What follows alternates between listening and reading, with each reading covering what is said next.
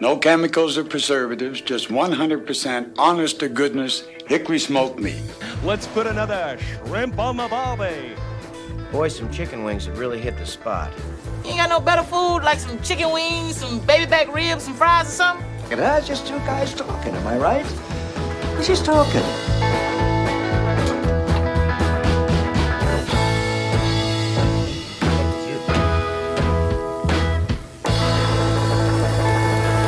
Hey, howdy, hey. Oh, that was cute. I liked that. We synced that up good. We didn't even plan that. No, we were frantically watching the roll go. No, it's your turn. It's you. No, it's me. Yeah. Welcome to the #1 barbecue podcast in the northern Utah area. Still the undisputed heavyweight champion of northern Utah barbecue podcasts. I think that's safe to say. I do too. Feels good. Yeah. That's what we need behind us. We need like a podcast champion. That would be kind of a fun shirt. Like undisputed heavyweight barbecue champ. Oh, that'd be awesome. I got some ideas. Wow. I'm Mike here with John. And thanks for tuning in, guys. This has been really fun. And it'd be awkward if nobody ever listened. So I know. Yeah. Haley even got caught up this week. Oh. She may be one episode behind. Yeah. That's where Whitney is too. She's got all caught up. I'm so proud.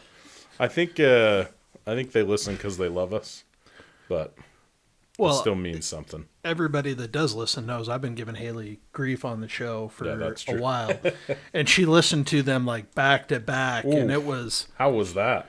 It was an uncomfortable day at the Hayden household. I do too, listen. That's, man, every time I say anything about Whitney, she's like, you make me sound like a witch. I'm like, I thought it was, I'm sorry. Yeah. I will back Mike up. Whitney is a very nice person. She is indeed. Kind, generous, caring, compassionate. And hot. Well, you don't have to back I wasn't me up I on wasn't that. going to say that. I have to, you know. You get to, Mike. I get to. Yeah, that came across. This might be the one and only time that we edit something out of the Fat Guys podcast. Mike, I mean, I have to because I'm so overcome with. I'll make sure the trailer's unlocked for you. Thank you. I'll be over. I'll bring my bag. What's been going on, John? A whole lot of nothing. Yeah. Yeah, I made the decision to leave my last job, which is, I thought I was just going to take a break. I was like, you know what? It's been a long time. A couple of things were going on that just didn't sit right with me. Mm-hmm. So I took a break and I said, April is going to be the month of me. Yeah. And what I've come to learn about me is, holy cow, I can't handle being out of work. I think everyone's ready to just like throw me out of the house. They're like, go do something. But I started, can I just tell you, I had no idea how expensive steel is. That's right. I was like all pumped up. I was going to work on the offset. Mm-hmm. Big 500-gallon beauty. And then I started looking at the plans. I need 5 4x8 sheets of 1/4-inch steel. Ooh. So I need 4 1/4-inch pieces of steel plywood. Yeah.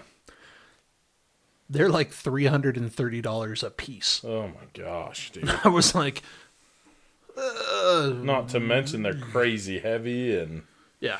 Oh shoot. Yeah. So I'm now sourcing steel plate off of KSL and Facebook Marketplace looking for stuff. So if you've got large... Did you know you can also go through the scrap bin at IPACO? I mean, you're not going to get a whole plate, but you might find the pieces you need. Maybe. After years of that's scavenging. And I mean, I could obviously like weld things together. Mm-hmm. But some of the pieces I need, like I think the smallest piece I need is 31 inches wide. How big is the firebox? It's massive. Is it? Yeah. Yeah, it's So could you just, I've seen things where like they cut the tank in thirds. Yeah, I've thought about doing that. There are actually some fuel tanks on Facebook Marketplace right now. Oh, yeah, that I okay. was looking at, but it sounds like most of those are pretty thin gauge. So that's the one hard part is like you don't want to skimp out on your firebox. Right. One, because you'll lose a lot of heat, and if you go too thin, like you'll just burn straight through it. Right. So, Yeah. but I was just gonna look here at the plans. Yeah, that is while you're finding those. That is kind of a place where I had a hard time trying to decide what to do, and I ended up just taking 2 50-gallon drums and thinking I'll replace this later. And it's fine, but I can't help but think how much more efficient it would be had I, used thicker gauge steel and stuff. Yeah, look, that may be where I end up. But this is 34.5 deep, 38.5 wide, and 30 inches tall. Golly. I mean, it's a That's a a real big deal. thing. I mean, they kind of talk about like it needs to be a third of the size of the cooking chamber. Yeah, and that's a big old cooking chamber. Or maybe it's half the size of the cooking chamber. I don't remember what the ratios are. I think I heard third, but I think Yeah. I've also seen all kinds of things, But yeah, to your point, like I've considered that like maybe I should just lop part of the tank off and drop that and Yeah. roll with it and see how it does. But I don't want to do that. Well, and it's hard because it's a great opportunity to make an awesome smoker, and you don't want to like half-heartedly, which is not what I would normally say, but like just kind of cheap out on it Yeah, and have to but fix it later. it does make sense. I had always thought like, holy cow, these things are so expensive.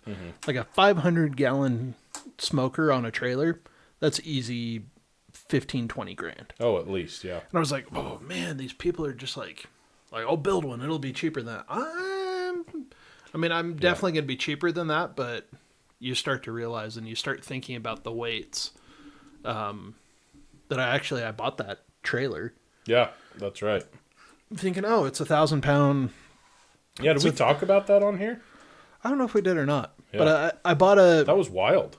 I bought a trailer and it was 1,000, like it's a 3,500-pound axle, and I was like, that's great. Like it's gonna be it's 1,000-pound tank, and we'll put a firebox on it, and I'll still have plenty of weight to carry a bunch of wood around with me. 5 sheets of steel plate, like I'm starting to get nervous. Like, so Yeah. if anyone's interested, I've got a trailer that I'll make you a heck of a deal on, because I got a killer deal on it. So Could you tow it behind a Civic? the way it is right now, you probably could if you had a hitch. Where it's like no deck, no nothing? Yeah, it used to be a camper, and they scraped that off. They were going to turn it into a flatbed trailer, and never got around to it. It's got brakes on it, but yeah. Needs a little more reinforcing. If somebody wanted to make a trailer out of this, it would be a killer trailer. Yeah. So if you're interested, hit me up, because I will definitely hook you up on a deal. There you go. So, yeah, so that's what I've been doing. That's Just kind of a bummer. dreaming about smokers, and Yeah. I have been cooking a lot more. Yeah. So, I'm a little jelly. yeah, That's awesome. my dad, actually, my aunt's in town. It's her birthday. Shout out to you, Aunt Candy. Happy birthday, Candy. And we did ribs for her. I say we, all I did was season them and put them on the grill. And my dad took care of the rest of them, but they were Nice. good tonight. Pretty bomb, huh? Yeah, they were like falling off the bone, which is not a competition rib, but for eating at home backyard. Dude, I prefer it. Like, I really like the tender, just pull Yeah. the bone out. Oh, like these, like I was trying to cut them into ribs, and I just started pulling bones out and chopping Yeah. meat. I love that. But we did it with baked potatoes. So I took a baked potato, butter, cheese, sour cream, and just buried it in meat, and Oh, that sounds loaded good. baked potato style, man. That sounds way good. Cash money. Dude, next time we do a baked potato bar or something, that's what we need. Yeah. I like it. So I was a big fan of that. But what about you? What have you... I saw something on your personal Instagram Yes. about you at a farm. Yeah. Yep. So I'm trying to earn the respect of my father-in-law. Not really.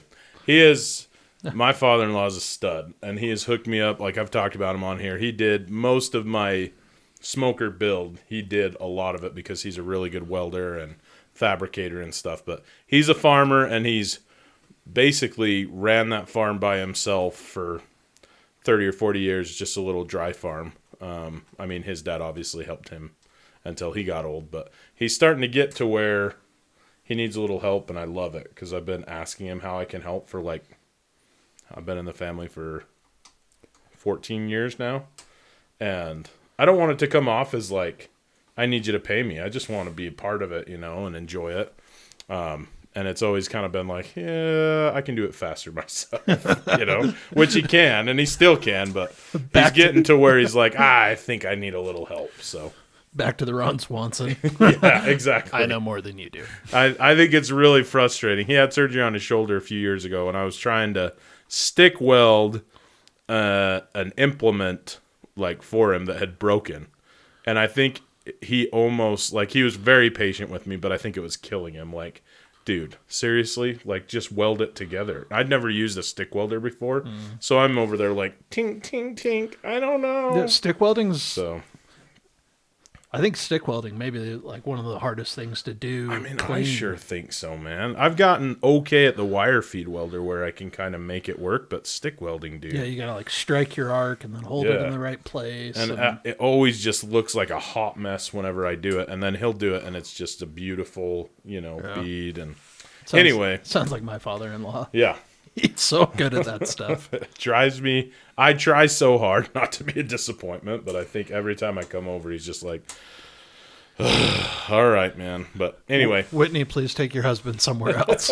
Yeah, exactly. Seriously, man. But yeah, been doing that. I was telling you earlier, teaching in April, man, it's tough. I've got kids that are still being little jerkety jerk faces, and I'm just kind of like, dude, it's April. If you haven't figured it out by now, I don't know what to do for you. So patience and motivation are kind of getting to an all-time low for both teacher and student because we both know the end is near. So yeah, but it'll be good. Yeah, it's been a good year for sure, but I'm excited for summer. Weather's finally getting good. Hopefully we'll be cooking a lot more.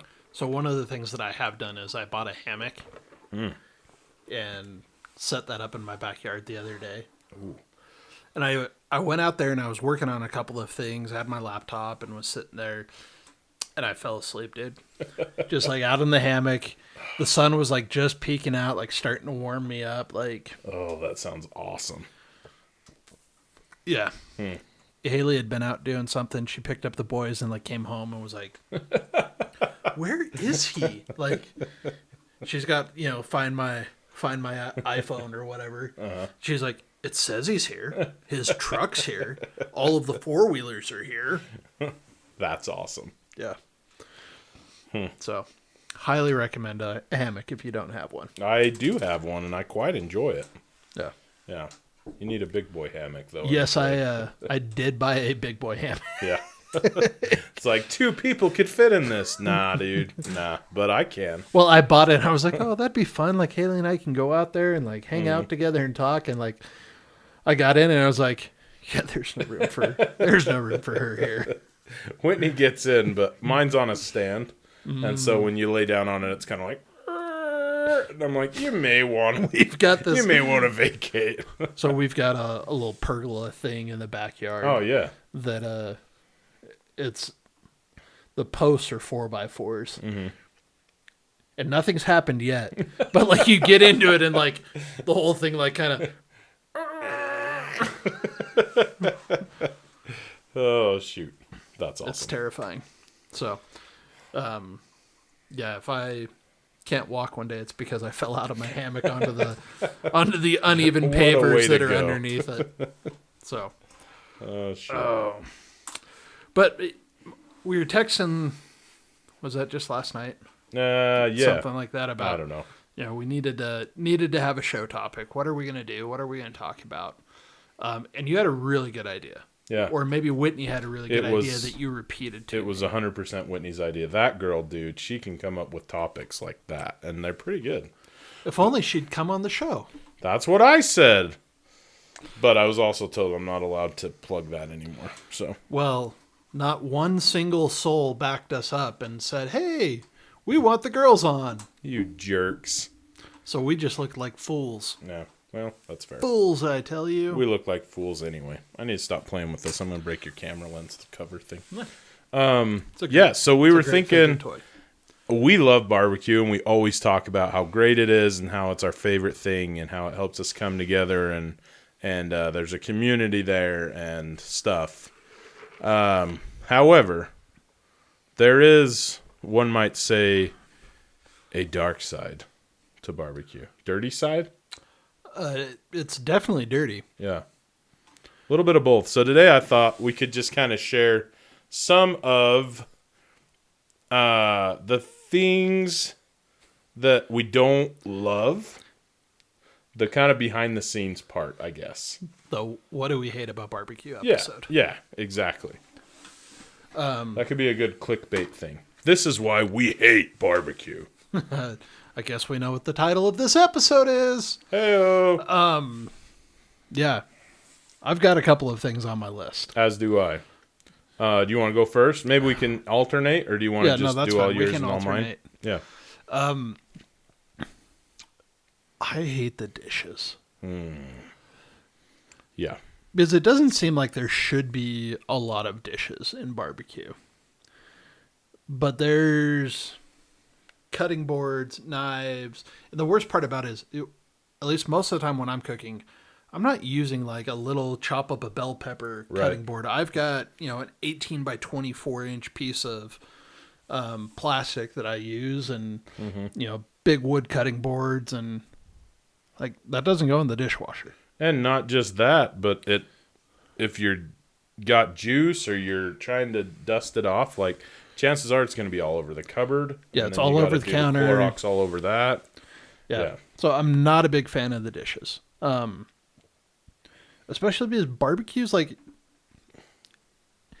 while it is easy, there's no lack of work that goes into it. Yeah, for sure. We've talked a lot about prep and, cleaning grills and all of these things that you have to do ahead of it to get ready. You've got all of that stuff on the back end too. Yeah. So, right. And most of the time when I'm cooking a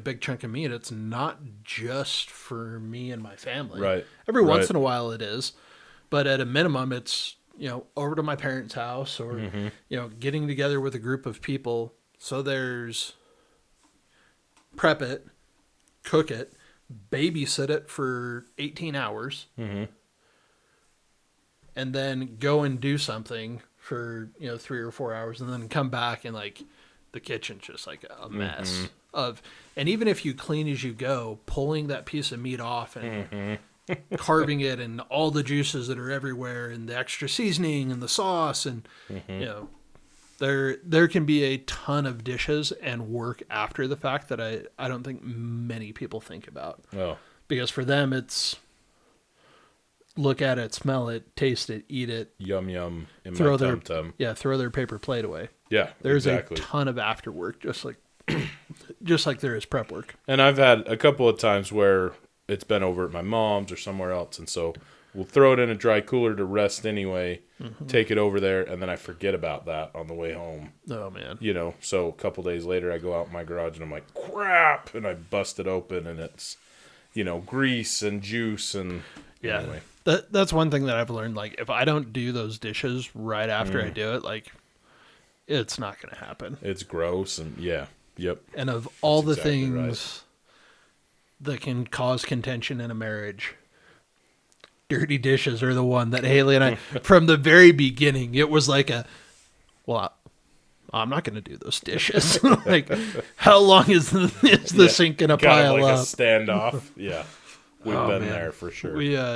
Did you guys live in Aggie Village? No, we never lived on campus. Yeah. So we lived in the married dorms. And I think a lot of people are, that went to Utah State did. There are no dishwashers there.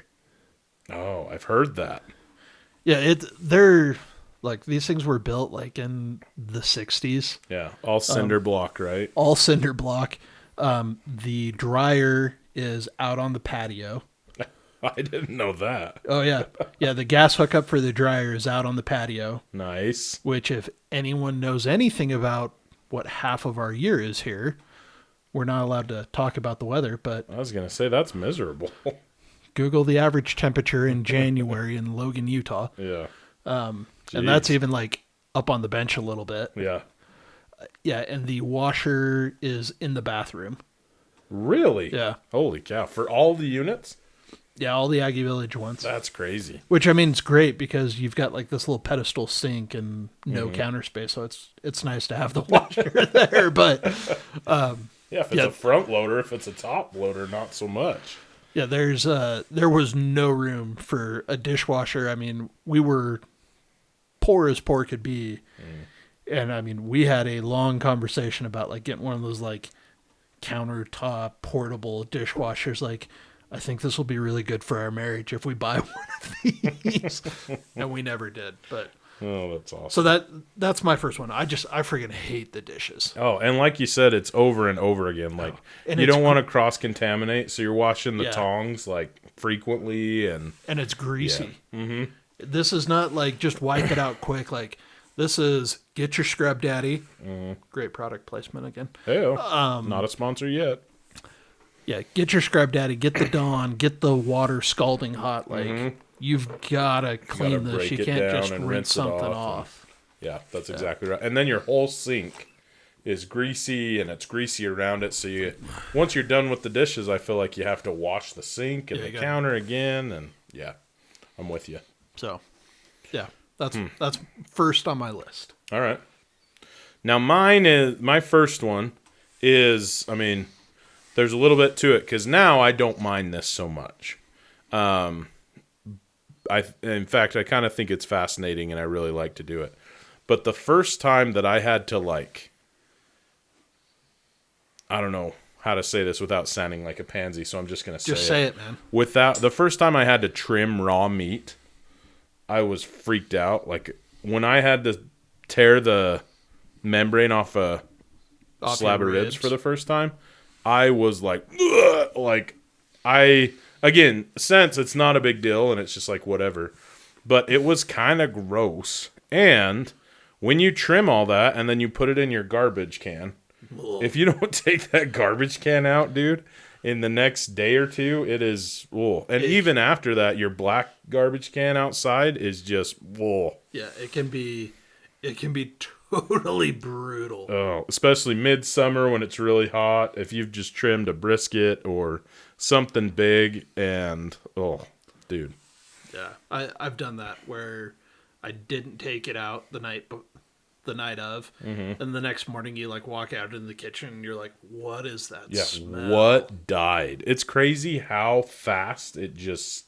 I don't know if spoils the right word, I guess, but I guess it makes sense left at room temperature. But Yeah, that's probably, and again, I've kind of learned how to, first of all, I've learned more about like the butchering process, and so I like, kind of doing it. I finally invested in a good sharp knife so I don't hate my life the whole time. yeah, And I've kind of learned those tricks, like you can't leave this in the garbage can overnight. You have to take it out and then maybe just avoid walking by the garbage can until the garbage man comes, because yeah. it can get pretty nasty, especially midsummer. So I think that's probably my first one, is just the trimmings, the raw meat, the process.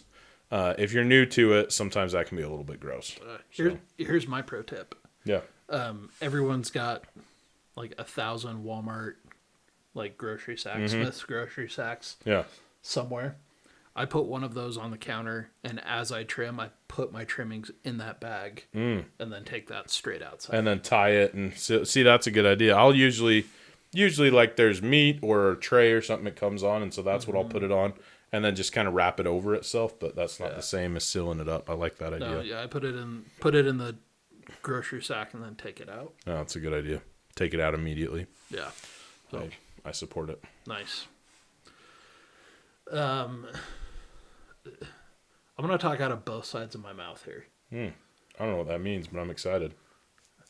You've never heard that phrase before? I mean, I'm sure I have, but It's where you say one thing and then you contradict yourself. Arguing think I both have sides heard of that then. both sides of the argument. Okay. I like it. Yeah. So I love talking about barbecue. I love teaching barbecue. I love when people come to me and they're like, "Hey, I'm going to do this," or "What's the best way to cook a steak?" Or like, I could talk about that stuff for days. Mm-hmm. I love it. Yeah. Love it. But when you barbecue as much as we do, or have a podcast about barbecuing, or Guilty. or sell pellets, or do whatever it is you do that makes you a subject matter expert, a SME. Oh, I like that. You like that? Yeah. That's a corporate term. Nice. I hate when I go to somebody's house and they're like, "Hey, John, will you come out and tell me what you think about this?" Or the worst is when a wife's like, "Hey, can you go help Bob out on the grill?" Yeah. Like, nope. Yeah. Like, this is Bob's castle. Yes. There is no way I'm going out and I'm taking his tongs and double clicking them in front of him. And Oh, dude, I'm glad you said. I hate when, and it's always awkward. Like, it's like they'll say, "Do you want to go out and help him or whatever?" And it's like no, no, that's his let thing. him do his thing. And then it's almost like, oh, well, I don't know.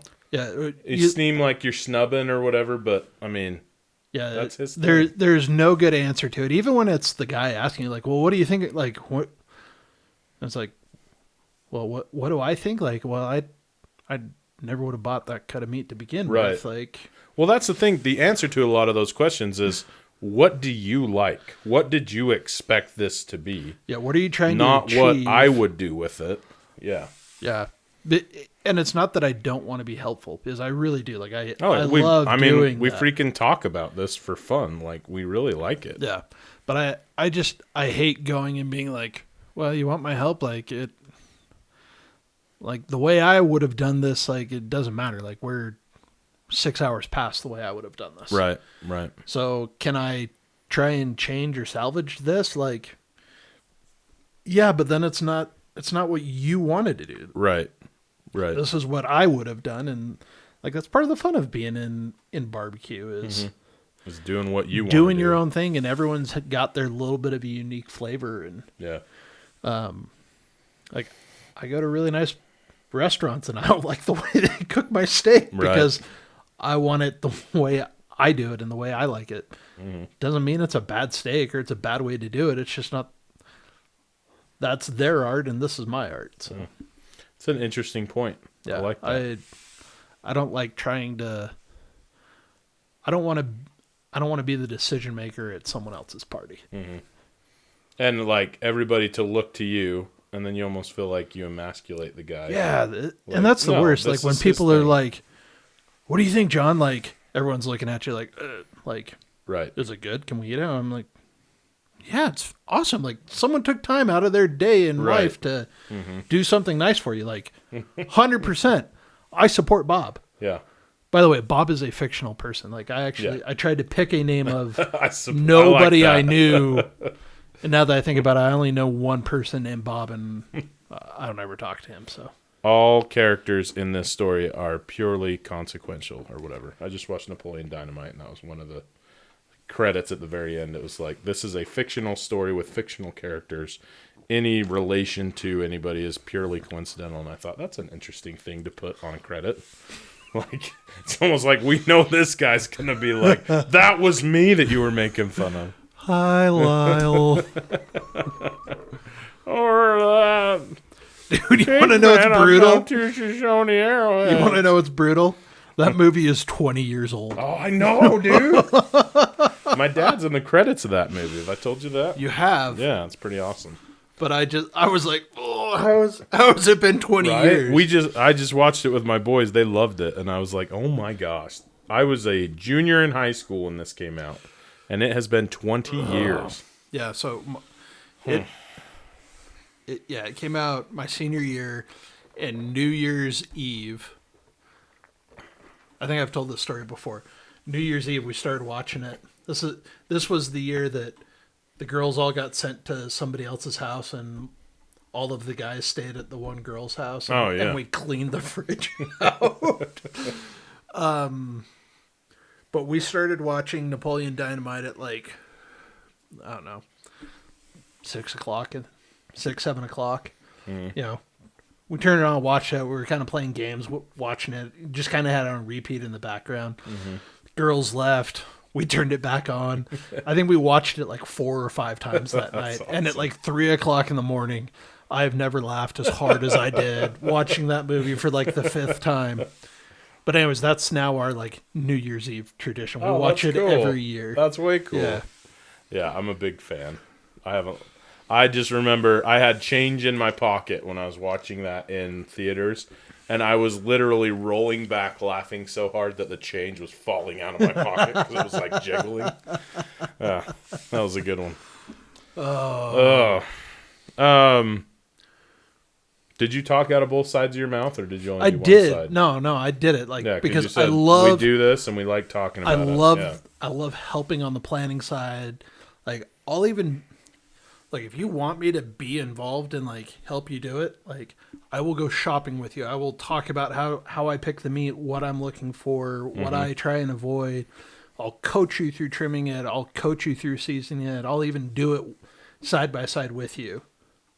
But I hate coming in like in the third quarter and and having people say, "Hey, fix this," or "Why don't you go help him?" Or yeah, I like that. One, like you're setting me up to fail because I wasn't involved in the beginning and I don't know what's going on. Yeah, and two, I guess I should say not and two. Like it's either you're setting me up to fail or like I'm taking the guy's man card and I'm just not going to do it. Yeah, I like that.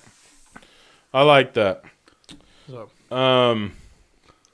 another thing, and I'm guilty of this today, is I hate cleaning out the smoker. Like we've talked about it, we've given tutorials, and it's not too bad the once a year deep clean, but it's so messy. And I never think about it until I go to start my next cook. And I open it up and think, oh, crap, I forgot. For example, today, I was just throwing like some frozen teriyaki thighs on the smoker because I didn't want to do it in the oven. Nice. And I opened it up, and I had just cooked 2 pork butts in a row. And there was grease all down the foil. And I was like, it's a short cook. We'll just try it. And, I mean, sure enough, I crank it up. I just kind of followed the directions on the package as if it was an oven. So I cranked it up to 350, and I go out in a couple minutes, and it's like Demrin style, just like. So, that's right where my mind went too. So, and maybe I should have just let it go for a minute and then tried it. But anyway, that I don't like. I mean, I just did it a few weeks ago, and it's so greasy and so messy. And I'm on my deck with my Trex, and so it's getting on that. And, you know, you can't really take those things into the sink and do it because they're big grates and stuff. So, anyway, I don't love cleaning the smoker, but I also testify that it has to be done. Yeah. So. Yeah, I don't love it either. My brother-in-law, Corbin, actually is really, like, at least he claims to be dedicated. I've never seen him do it, but this is what he tells me that he's doing. And he's Haley's big brother, so I believe him. But he cleans his out religiously changes the foil after every cook. See, I wish I was that disciplined, but by the time it's over, it's by like, the time let's it's eat over, and I'm get just out of like, here. put the kids to bed. I'm done. Yeah, exactly. Yeah, so you're right. It does have to be done. I'm excited to try the Scrub Daddy, Barbecue Daddy, Grill Daddy, whatever it is, on the Traeger. Because, it's a pain in the butt to have to do, but I just grab a pair of gloves, I pull the grate out. If there's big chunks, like I'll hit it with the wire brush before I pull it out. Fold up the foil, vacuum it out. I've got a dedicated vacuum just for the grill. I got one of those too now, so thanks for the pro tip. Yeah. Throw the foil down and then put the grates back in. Like even after a pork shoulder or brisket or something like that, I don't really worry about getting the grates degreased. And I'm curious to see if how the Scrub Daddy does, especially at a lower temperature. Like it recommends getting it up to like 300 degrees. Mm-hmm. It's pretty rare that I crank my Traeger up over 300. Yeah. So, and that's the other thing. Even if it's dirty, if you keep it at that 200, it's not. You don't have the creosote build up quite as bad and stuff. Yeah, but I am kind of excited though. I finally, after all of these years, bought some of the Traeger grill cleaner. Oh, okay. So it's Is it the citrusy stuff? Yeah, it's all natural. It's a citrus, food safe. Yeah. But I'm excited to give it a try and see how it works. So I've never used it before. Sweet. So, but I'm trying to think. Do you have anything else on your list? The only other thing I was going to say is, and we've talked about it before, sometimes when you've spent all day working on something like, for example, Irv, it was basically a 24-hour plus cook that we're... Yeah. If you don't know who Irv is, go back. I think it was episode 2. Yeah, I think so. We did a whole pig in the church parking lot, and we stayed there the entire time. Yeah. We met at 3 a.m. Mm-hmm. Yeah. Was it 3 a.m.? Yep. And we went home at like 8. Yeah, we met at 3 a.m. to start a cook for a 6 o'clock dinner. Yeah. And like barely made it by the skin of our teeth. And by the time it was time to eat, like I was good. Like I was like, nah. I mean, yeah, I'll eat a little bit, but I don't even care. At like this I'm point. hot, I'm exhausted. I've been standing by a fire all day, and still, man, I still think back to that whole experience. And Danny Howard, Yep. bless his heart. Like everyone's like, "What can we do to help? What can we do?" It was like, I look. I don't have the emotional capacity to tell you what needs to be done And be kind about it. without you walking away in tears. So we're good. We got it. Thanks. Yep, thanks. No, Just go away. Danny showed up. He just picked up a shovel and just started scooping up the sand. Oh, that's right. Yeah, that was awesome. Yeah, that sand ended up saving us. Yeah. We built a cinder block pit that we cooked in. And I don't remember who. Someone said something like, "Well, are you?" I think it was your dad, wasn't it? Yeah, he was worried about the heat of having the coals like right on the asphalt. Mm-hmm. And I was like, I'm not worried about it. And we ended up being on concrete anyways, which I was even less worried about it. Right. But we just poured some playground sand down in the bottom of it because what I hadn't anticipated was how much juice was going to come off of that pig as we cooked it. And there that was would have been really gross, ton actually. of it. Yeah, it would have been super gross, and it would have been a beast to clean up. Like we would have been out there with pressure washers and degreaser for days trying to get this stuff done. For sure. But the sand just like soaked it all up, and then we shoveled it up and put it in a barrel. And yeah, and I don't know who threw that barrel away. I thought you never went back and got it. Well, I thought about that, and then it was hot, so we just left it there. Mm-hmm. And then it rained a couple of times, and I was like, well, geez, like, it's 2/3 of a 55-gallon drum that is chocked full of wet sand. Like, this is going to weigh 500 pounds. Yeah. Like, it's got to dry out a little bit before we even try this. And it just, like, every time I thought about it, like, no one was there to help me, or, like, I trashed my shoulder, like, whatever it was, it never worked, and it eventually just disappeared. I forgot about that. I feel bad for just leaving that. So for it's you probably and somebody Doyle else to figure at it the out. FM group. So sorry, Doyle. Anyway, that kind of barbecue fatigue, I guess, It's of just a long cook. Like, we love it, and that's why we do it. But by the time it's time to eat, a lot of times I'm just like, I've been smelling this all day. It's been a lot of work. Yeah. I mean, I'll have a sandwich, but I'm not gonna. Yeah, at that point, load up. I am eating because I need calories so I don't collapse, not because I'm excited about what I'm putting it's in not my like, mouth. oh, it's so good. It's like, this has been a lot of work. I hope you all enjoy. And I guess you kind of get a little bit of a high of people saying, hey, this is really good. You know, you feel good about it. But at that point, at that point, eating it is kind of like, you know. And we say that. I kind of want to do another one. Oh, dude. It was so fun. And we've learned a lot. Like we said right after, we could have done this and gotten some sleep and traded off, and it would have been Yeah, we just way more enjoyable. like we didn't know what to expect, so we didn't want to have to like bring someone else in and look stupid in the process. Right. So we did it together the whole time. Like you legitimately do need two people there Yeah.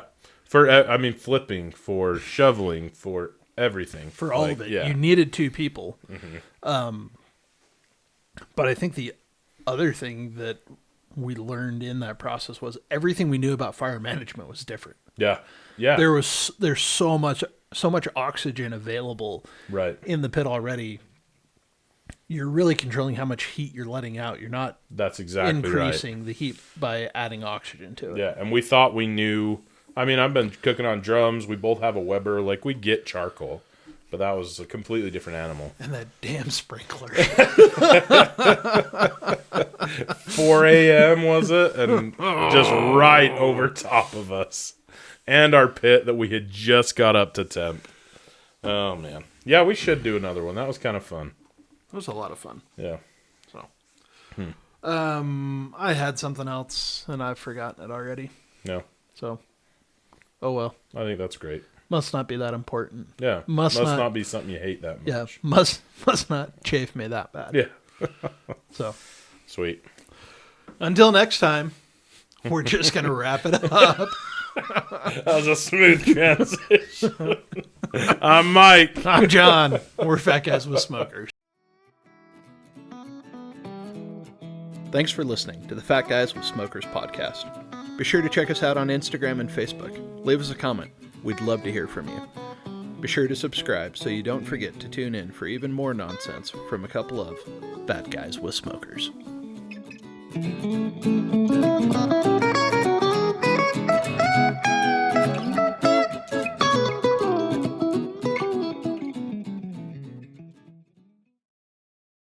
Don't forget to like, subscribe.